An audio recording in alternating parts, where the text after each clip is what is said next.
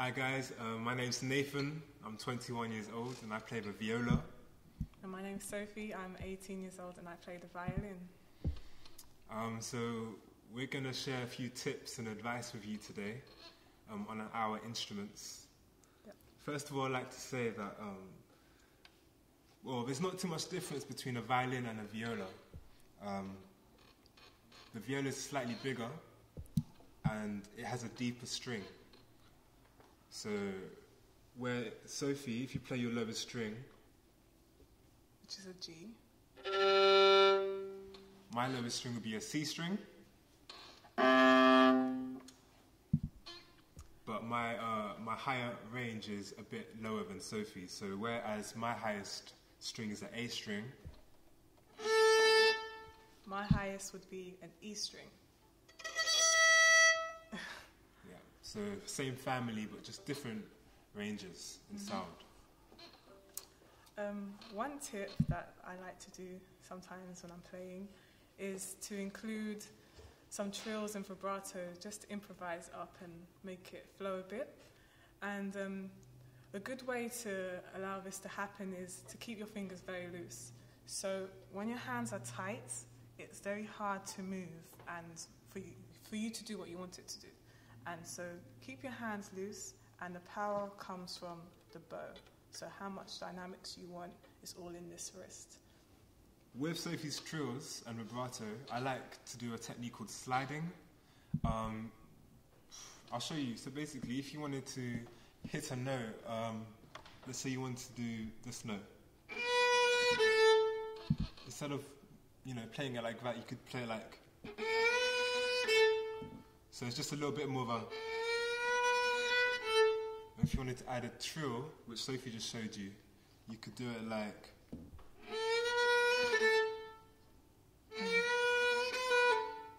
So just adding extra notes however you feel.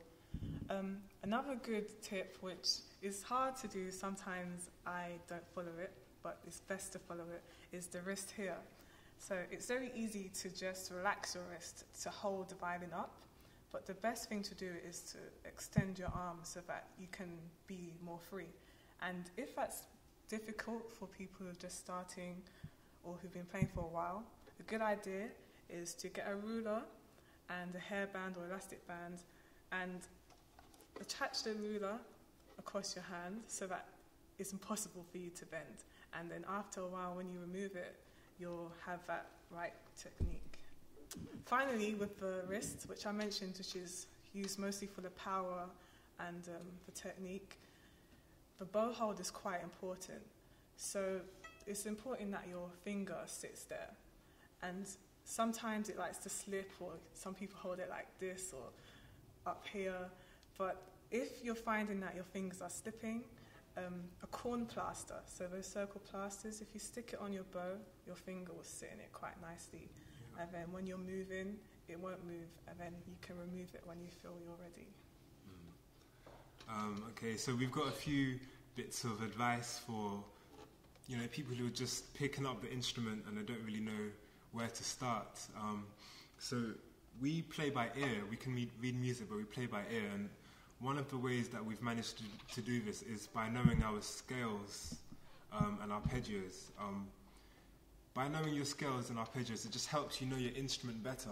By practicing it over and over, you know what notes makes what sounds, and before you know it, you'll be able to just place your fingers down and you'll know what sound to expect.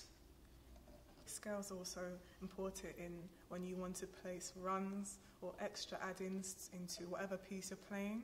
So it's fill-ins for when you think it's an empty space. So it's good to learn them. So, that's your bread and butter. Scales and arpeggios, that's your bread and butter. Make sure you get that sorted. It's also important to practice songs that you know. So if you can sing a song, try play it. I always find that helps. Any song that you're able to sing, try play it. And also try practice with, different artists. If you're in a church, try play with some musicians in your church, or if you're in a band, try play with them. Just get a feel of working with different people, because you'll pick up different styles from them and different techniques. personally for me, as a violinist, it's opened up a lot of new doors for me, and it helps you to meet new people with similar interests, whether it's at college, at church, or in your community. And it's also a really good way to express yourself, and whether you're happy or sad, how you're feeling when you just pick up your instrument. So I've been playing, I'm 18, and I've been playing since I was 7, 8 years old. So it's really grown, and it's grown on me, and I like it a lot. Yeah, I agree. For me, my viola is one of the main ways that I express myself, and it's definitely, for anyone looking to play an instrument, I definitely recommend that you pick one of these up, give it a go. Like, a lot of people don't expect me to play the viola. They say that it's not a common instrument for a black person or a black guy. But since I was little, I've always wanted to play it, and it's grown on me, and I'm happy that I do now. But yeah, it's just, after practice, it just becomes a part of you, and you can just, it's a way of expressing yourself, definitely, yeah.